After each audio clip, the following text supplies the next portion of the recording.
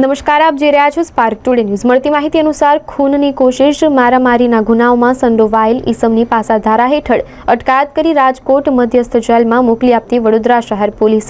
પાસા હેઠળ અટકાયત કરેલ આરોપી નામે રેહાન ખાન ઉર્ફે બાબા આબાદ ખાન પઠાણ, જેને પાસાધારા હેઠળ અટકાયતમાં લઈ રાજકોટ મધ્યસ્થ જેલ ખાતે પાસા હેઠળ અટકાયતમાં રાખવા સારું મોકલી આપેલ છે।